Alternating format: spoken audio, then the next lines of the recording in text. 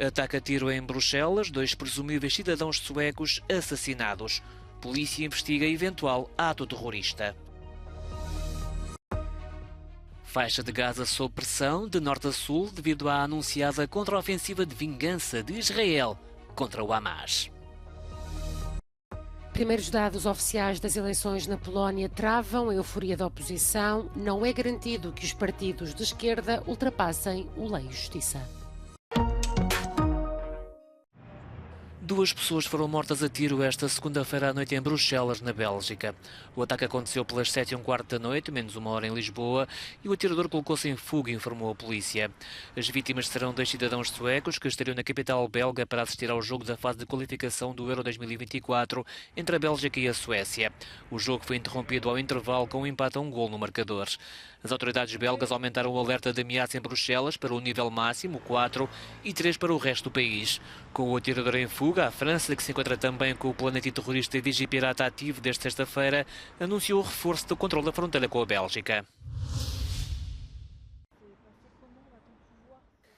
Estudantes e funcionários da escola no norte de França, onde trabalhava Dominique Bernard, prestaram homenagem ao professor que morreu esfaqueado na última sexta-feira. O gesto simbólico foi repetido um pouco por todo o país. O presidente realizou uma reunião especial de segurança numa altura em que França continua em alerta máximo de terrorismo e o governo tenta garantir que as escolas são seguras. Dire notre soutien à toutes les équipes du lycée Gambetta, aux parents, aux élèves et plus généralement assurer tous les enseignants de France de notre mobilisation et de notre soutien. Pouco depois das garantias da primeira-ministra, a escola foi evacuada por causa de um falso alerta de bomba. Ao homenagear Dominique Bernard, França lembra outro professor, Samuel Paty, assassinado em circunstâncias semelhantes em Paris há exatamente 3 anos.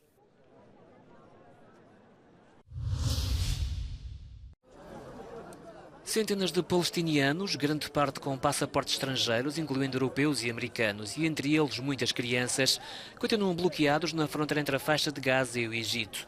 Esperam pela autorização para poderem fugir da anunciada contraofensiva de Israel ao Hamas. Do lado egípcio são os caminhões com ajuda humanitária enviada por diversos países que aguardam a autorização para entrarem no enclave palestiniano controlado pelo grupo paramilitar islâmico. Israel mantém um cerco militar à faixa de Gaza já há 10 dias, desde que sofreu um violento ataque pelo Hamas, movimento paramilitar palestiniano apoiado pelo Irão e incluído na lista da União Europeia de grupos terroristas, e que a 7 de outubro lembrou o mundo porquê, ao ter lançado um ataque de surpresa contra Israel que fez num só dia mais de 1000 mortos, a grande maioria civis. As forças israelitas, para já através de bombardeamentos, têm vindo a preparar o terreno para uma anunciada forte contraofensiva que dizem ter por objetivo a destruição do Hamas. Os danos colaterais entre civis, no entanto, adivinham-se imensos e por isso a comunidade internacional, a União Europeia e Estados Unidos incluídos, têm tentado travar Israel de lançar um ataque indiscriminado sobre a cidade de Gaza. As reuniões multiplicam-se com ambos os lados do conflito, partes interessadas e aliados. Até a Rússia, que mantém a invasão e os bombardeamentos na Ucrânia, apela a um cessar-fogo. Com a operação israelita iminente já desde sexta-feira, os bombardeamentos têm sido uma constante, sobretudo sobre a cidade de Gaza, onde Israel acredita estar escondida a liderança do Hamas. A cidade israelita de Sderot, a mais próxima de Gaza, foi evacuada no fim de semana. Só falta mesmo a ordem para avançar. Os hospitais em Gaza entraram em sobrecarga logo após a ofensiva israelita. Agora, sem abastecimento de alimentos essenciais, medicamentos, água e quase sem combustível para gerar eletricidade, dizem estar à beira do colapso. Não podem transferir doentes para zonas mais seguras e são agora procurados por milhares como refúgio. There are thousands, if not tens of thousands, of people who have sought refuge in the hospital, in the grounds, but also inside the hospital, in the stairwells, in the corridors, in the wards between the patient beds, unless there's a humanitarian corridor to supply the hospitals and to evacuate the wounded, unless there's a cessation to the bombing, then this place is heading to absolute disaster. Nem as equipas de saúde escapam à tragédia que varre a faixa de Gaza há mais de uma semana. A notícia de vários profissionais de saúde mortos outros seguiram as ordens de evacuação. Até as morgues entraram em crise, a falta de espaço está provisoriamente a ser colmatada com a utilização de carrinhas frigoríficas.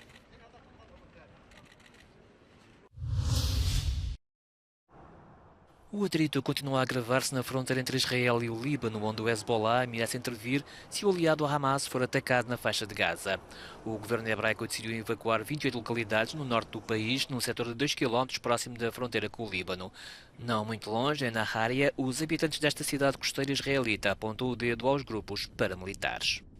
החמאס והג'יהאד האסלאמי גונבים הכסף וחיים בחוץ לארץ ואנשים רעבים אין להם מה לאכול. נסראללה יישאר כמו עכבר, יתחבא כל הזמן, איפה שהוא נמצא, שם הוא יישאר. ולא, חבל לו על הזמן מה יקרה לו. ימחקו אותו ואת כל לבנון. Israel afirmou não pretender uma guerra contra o Líbano nem contra o Hezbollah, mas se for atacado vai responder ao grupo paramilitar libanês aliado Hamas, o movimento armado palestiniano que controla a faixa de Gaza e que lançou há dias um violento ataque contra Israel, provocando uma já trágica contraofensiva.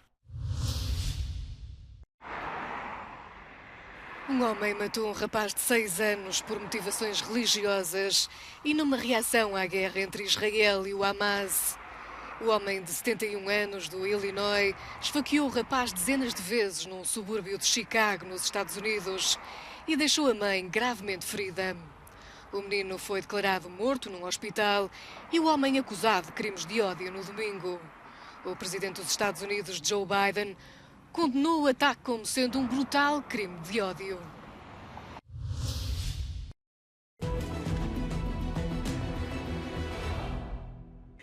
Russian President Vladimir Putin may be trying to temper expectations of significant Russian advances around Avdiivka in Donetsk region. So is the Russian Information Space, notes the Institute for the Study of War in its latest update.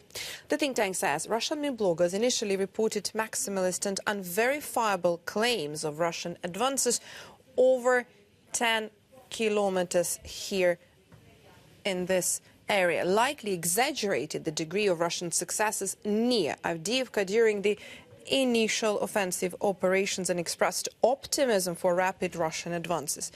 Some of them have since acknowledged difficulties in the Russian advance near Avdiivka and even noted that Russian forces decreased the pace of offensive operations around the settlement. Russian bloggers have also begun to claim that intense and attritional fighting is ongoing around Avdiivka, where Russian forces have yet to make further gains amid a likely decreasing tempo. The Ukrainian General Staff reported that Ukrainian forces repelled more than 15 Russian assaults near Avdiivka, as well as northwest and southwest of the settlement. Now, the Institute for the Study of War has not yet observed a visual confirmation of previous claims of Russian advances in the area or geolocated footage of any other Russian gains. And it states that they are unlikely to make significant breakthroughs or cut off Ukrainian forces in the settlement in the near term, and potential advances at scale would likely require a significant and protracted commitment of personnel and material. Líderes de vários países chegam a Pequim para participar na reunião da iniciativa Uma Faixa, Uma Rota. As conversações entre os ministros dos negócios estrangeiros da Rússia e da China preparam o caminho para uma visita de Vladimir Putin ao evento. O presidente russo elogiou recentemente as ambições estratégicas de Pequim.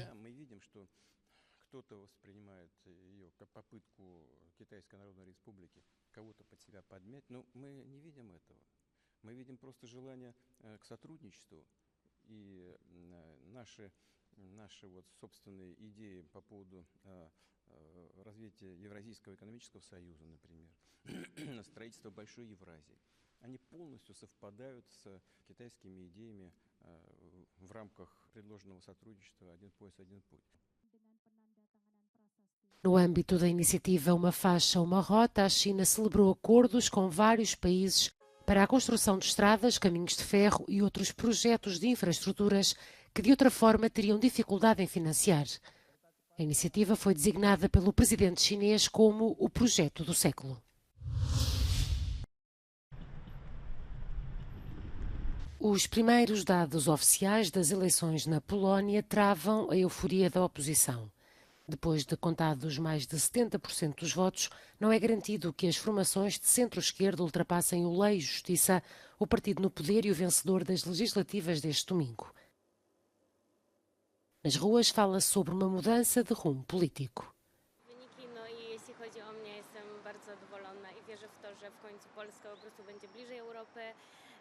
I że po prostu będziemy naprawdę poważani teraz w Europie i że wrócą te dobre czasy, a nie średniowiecze, które było. Jestem rozczarowana wynikami, ale przyjmuję demokratyczny wybór.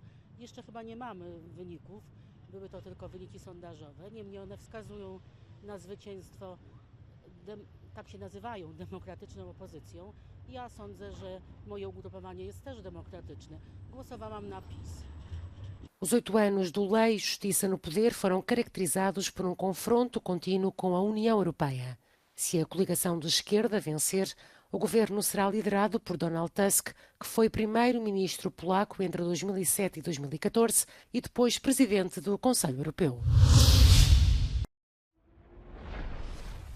Dos recordes discográficos para recorde no cinema. A superestrela norte-americana Taylor Swift encheu os cinemas nos Estados Unidos com o lançamento de The Eras Tour, filme realizado durante a digressão homónima da artista. Segundo as estimativas, a longa-metragem obteve receitas de cerca de 96 milhões de dólares no primeiro fim de semana no grande ecrã, traduzindo-se no melhor resultado nas bilheteiras desde a saída simultânea no verão de Barbie e Oppenheimer.